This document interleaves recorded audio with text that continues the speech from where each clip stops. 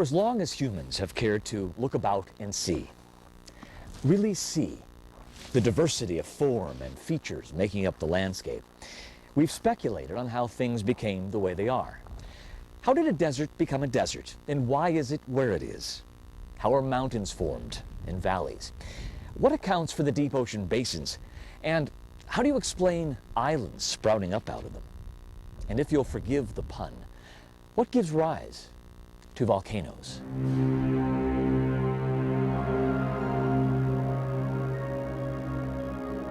Some people didn't stop with the land's features.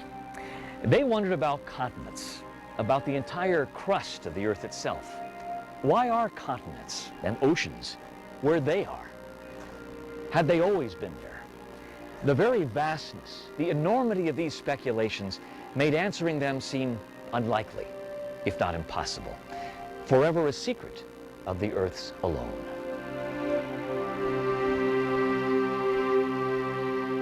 Menlo Park is a suburban community 30 miles south of San Francisco.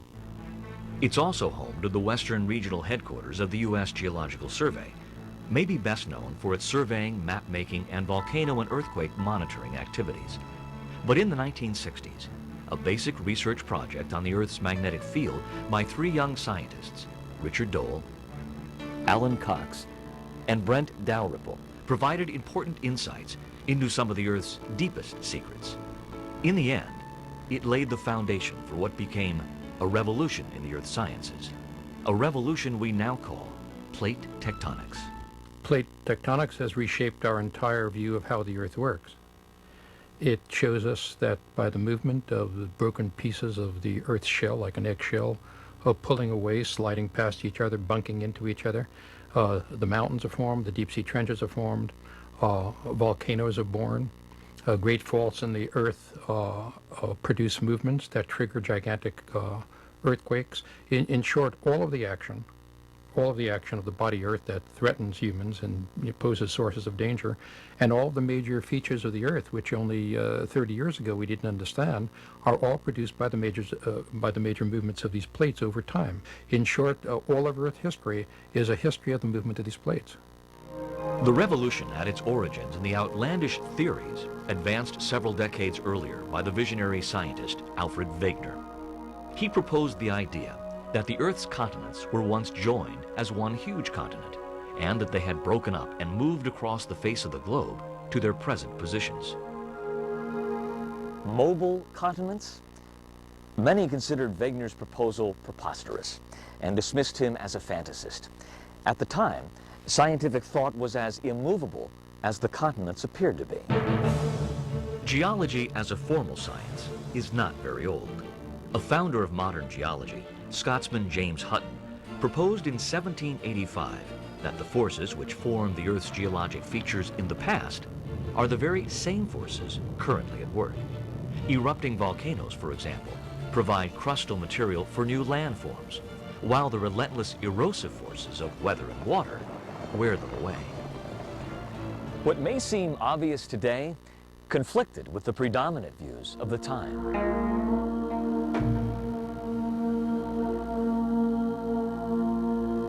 It was widely held that miraculous events were responsible for the Earth's features. Moreover, the Earth itself was thought to be no more than 6,000 years old. This didn't match the conclusions Hutton reached from his own observations. His reasoned approach opened the way to a more comprehensive study and understanding of geologic processes.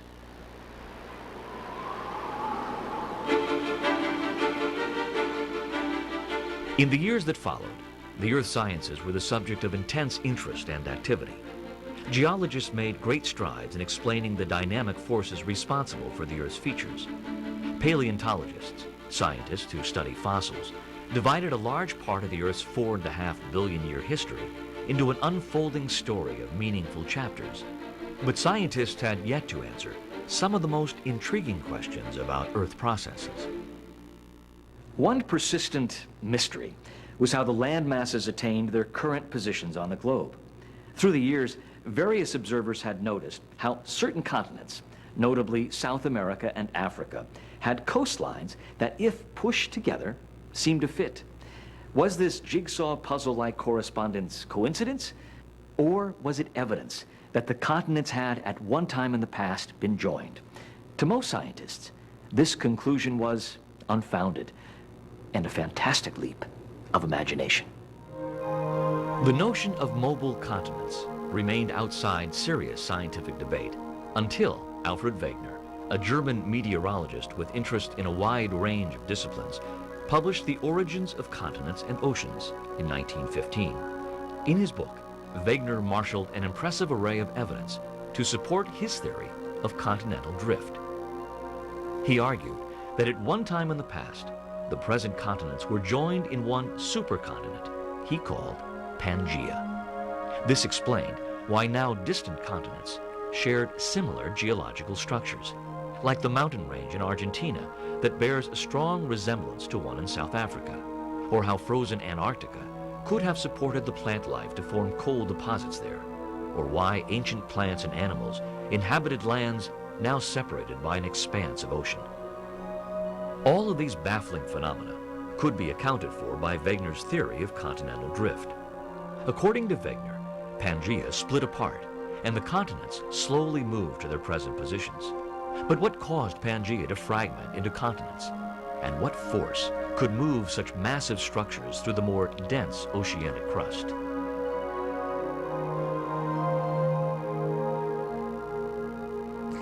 Wegener's inability to provide an acceptable reason or mechanism for continental breakup and movement led to his theory's rejection by most scientists. He labored unsuccessfully for years to have his theory accepted, but when he died tragically in 1930 on an expedition in Greenland, his theory faded with him.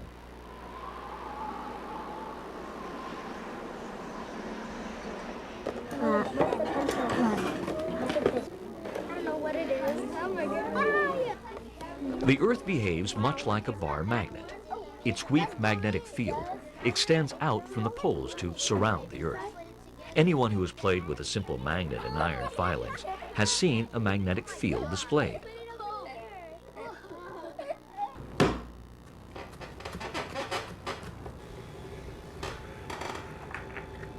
Since at least the 17th century, an interesting phenomenon was noticed about pottery made with certain clays that were fired at high temperatures. When placed close to a compass, the cooled ceramic revealed it had been magnetized by the Earth's magnetic field. Somehow, during the firing process, the clay had recorded the direction of the Earth's field, which the hardened pottery now retained. No one knew why. In 1906, two French researchers, Bernard Bruins and Pierre David, came across rocks, volcanic rocks with a magnetism opposite to that of the Earth's. Surprisingly, in these rocks, the north and south poles were reversed. Soon after the discovery in France, others found rocks with reversed magnetic polarity in other parts of the world.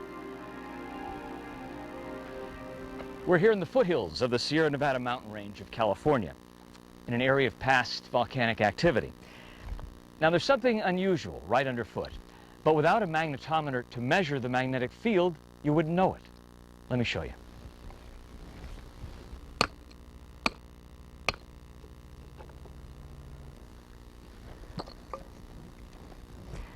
Now we've determined that this is the rock's north-facing edge. As I bring it close to the magnetometer, watch the instrument's needle. It's swinging into the negative zone. This rock isn't just magnetized, it's reversely magnetized. It has a magnetic field opposite to that of the Earth's. Yet not far from here are volcanic rocks that have a normal magnetism. These discrepancies or anomalies are what puzzled Bruins, David, and others.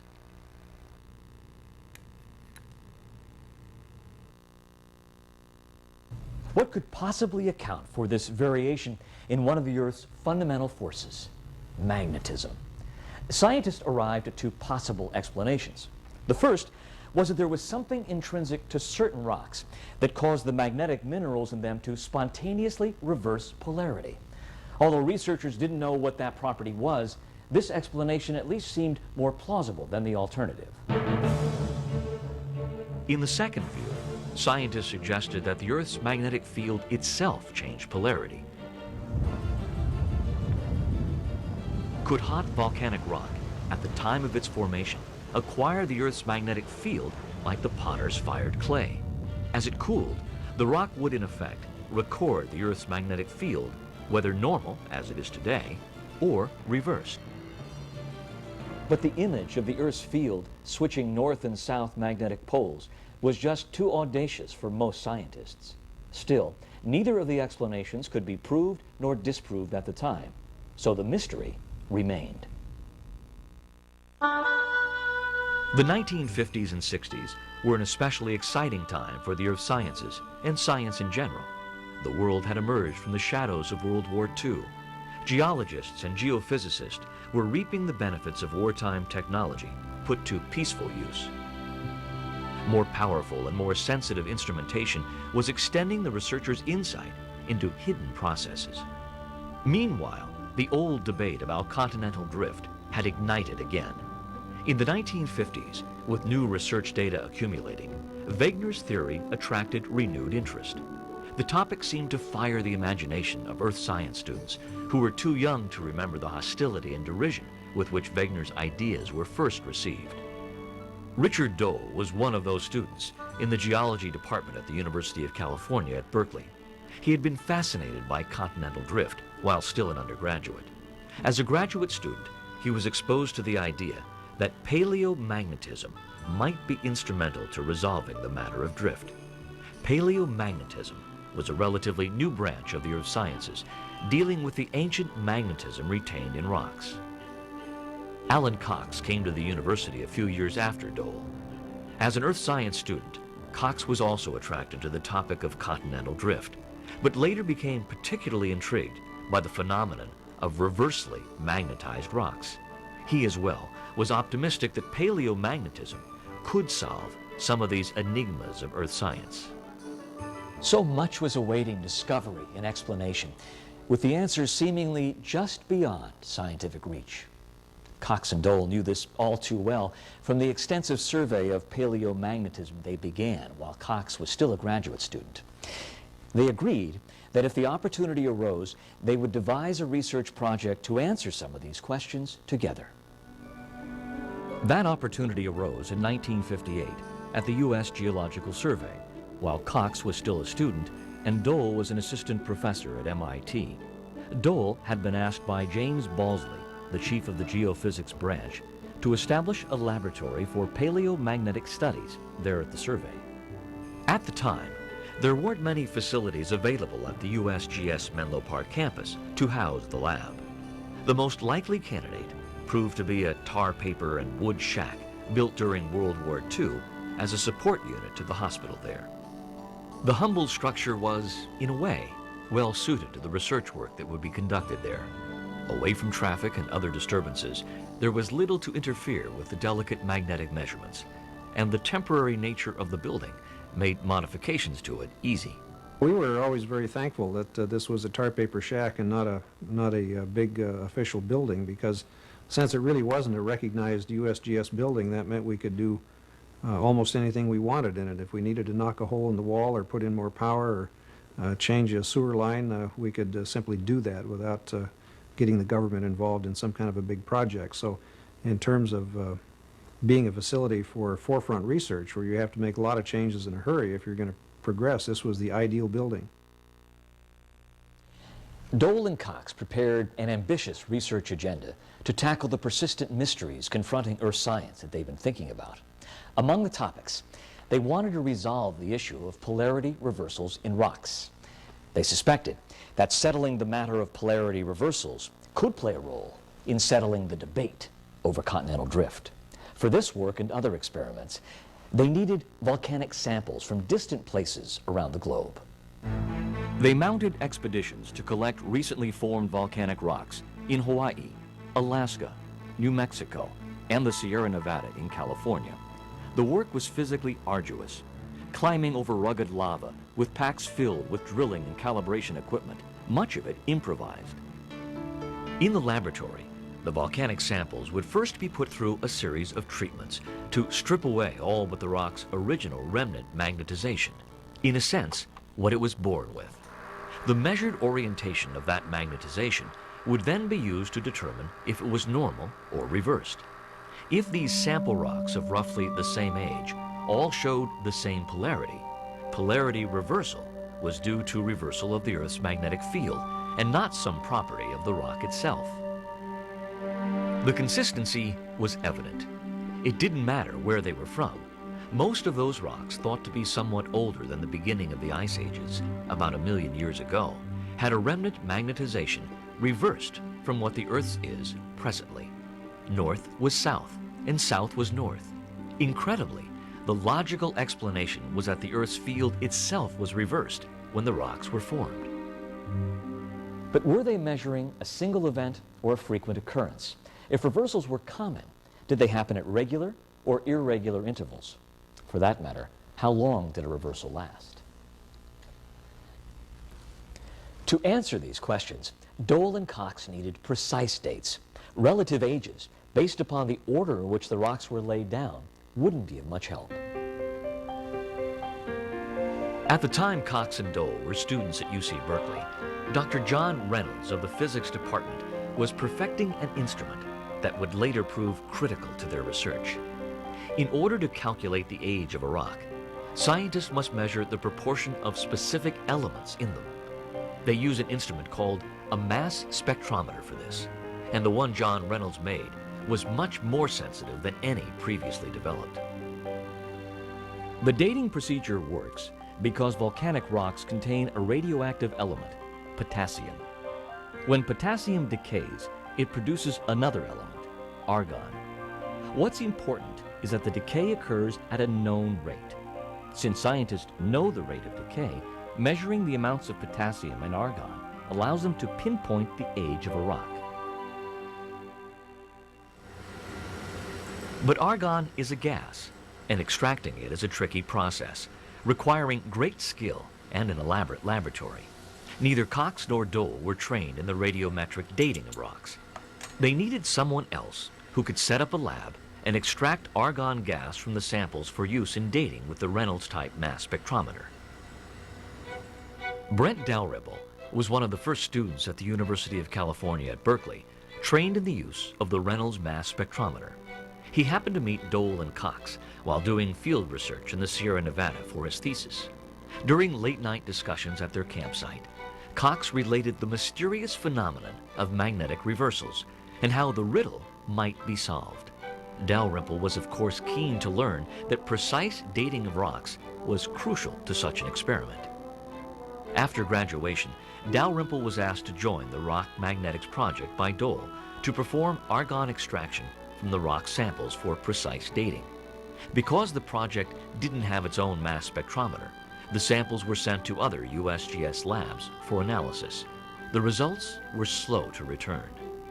The first set of data published by the USGS team in June of 1963 was consistent with an assumption that the geomagnetic field was reversing with regularity every 1 or every half-million years. However, with only 3 polarity intervals known, each lasting about 1 million years, it was too early to know if reversals typically lasted for that span of time. But one had to wonder if the Earth's magnetic field alternated with a regular pulse. At the time Brent Dalrymple was at Berkeley, he was one of only a handful of students learning the Reynolds mass spectrometer for rock dating.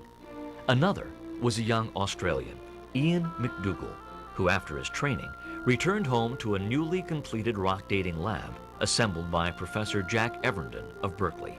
It was an exact replication of Berkeley's lab, right down to its Reynolds mass spectrometer. Not surprisingly, the next addition to the timescale didn't come from the Rock Magnetics lab, but from Ian McDougall's group in Australia.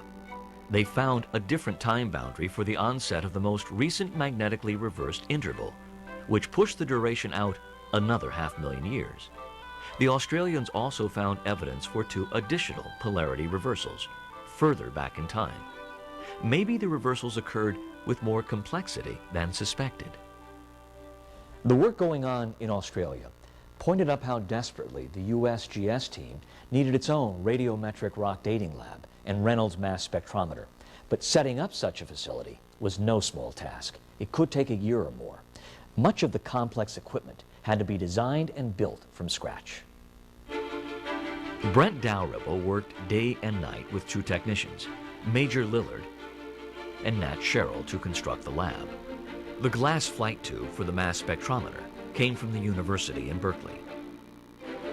This is the tube part of a Reynolds mass spectrometer. This is the mass spectrometer we actually used in the magnetic field experiments.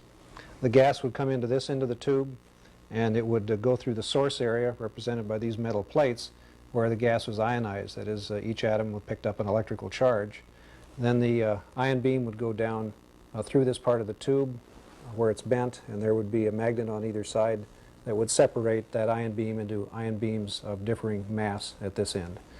By varying the strength of the magnet, we could put any ion beam we wished into the collector, and as each ion beam went into the collector, it created an electrical signal, and the strength of that electrical signal was a direct indication of the relative proportions of the different argon isotopes in that particular sample.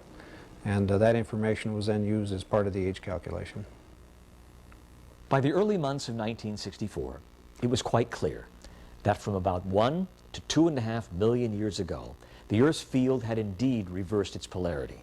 And so it was that self-reversal became a footnote in history. While the paleomagnetists were chasing the mystery of magnetic reversals, marine geophysicists were pondering some unusual data collected from the sea floor. In 1961, English scientist Drummond Matthews took magnetic measurements over a small patch of seafloor in the Indian Ocean. His instruments revealed a series of alternating magnetic bands of greater and lesser magnitude across the ocean bottom near a submarine feature called the Carlsberg Ridge. This banding, like the stripes on a zebra, was unique to the seafloor and in fact had been detected earlier in other parts of the world's oceans. Various hypotheses were proposed to account for these peculiar magnetic anomalies, but none were conclusive. But Matthew's doctoral student, Fred Vine, hit upon a novel explanation, which coincidentally was also proposed by Lawrence Morley of the Canadian Geological Survey. It was based on the unproved concept of seafloor spreading, proposed some years earlier by Harry Hess of Princeton University. Winding around the Earth, much like the seam on a baseball, is a remarkable feature called the mid-ocean ridge. Hess's idea was that the seafloor was spreading outward on either side from the mid-ocean ridge. He suggested that the ridge provided new seafloor material as molten rock welled up from inside the Earth. Vine and Matthews, and Morley independently, deduced that the magnetic stripes were normal and reversely magnetized blocks of the seafloor, due to the Earth changing the direction of its magnetic field, as some had suggested. This idea led Vine to conclude in 1963 that the normal and reverse banding represented a kind of fossilized record of past periods of seafloor spreading.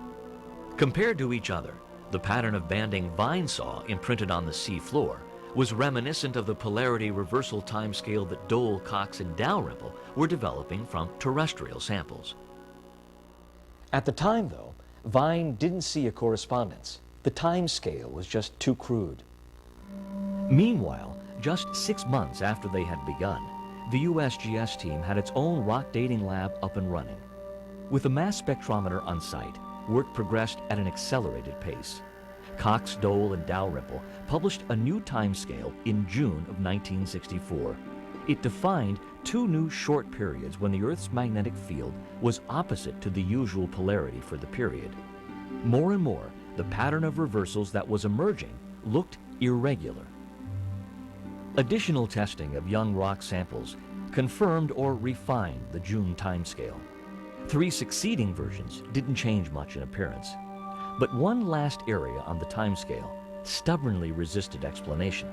The data indicated that something may have happened between 700,000 and 1 million years ago. Could it be another previously undetected reversal? Samples taken from the Jemez Mountains of New Mexico provided the key that unlocked a virtual vault of revelations. Around 900,000 years ago, during a reversed period, the Earth's magnetic field switched to a normal orientation. They called it the Jaramillo event, after the creek near the location where the samples were taken. And its discovery at last snapped the picture of magnetic reversals for the past 4 million years into sharp focus.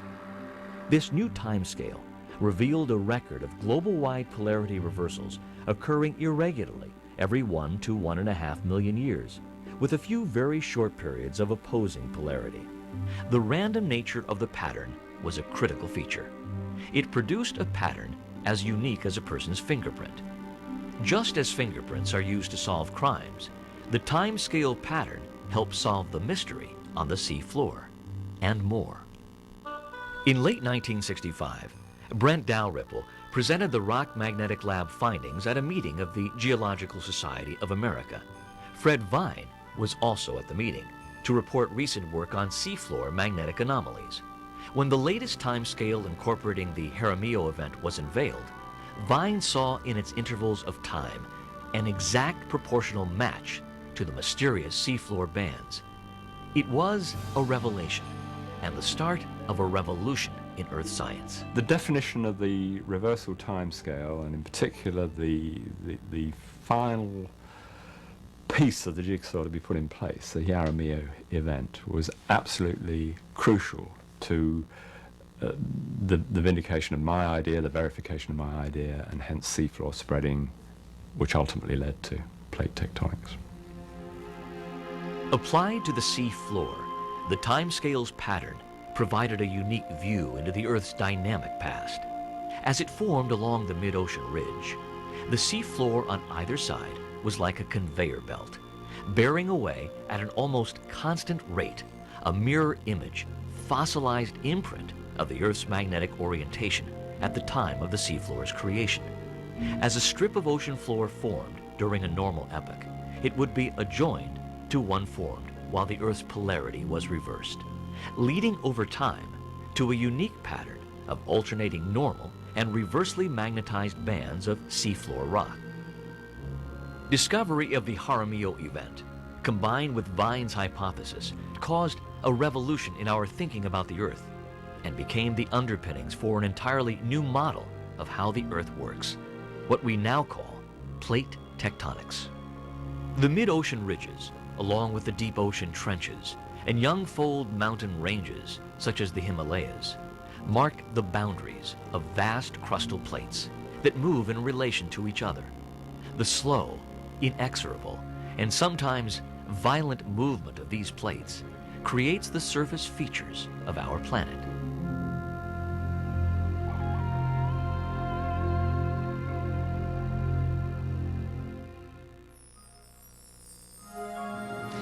Alfred Wegener was right after all. The continents do move, but not by themselves as he had proposed. Instead, they sit astride the floating crustal plates, hitching a ride, as it were. Modern computer reconstructions of the fit among the continents as they once existed in the single landmass of Pangaea have replaced the imaginative drawings by observers of an earlier age. But to theirs and Wegener's credit, they are striking in their similarity.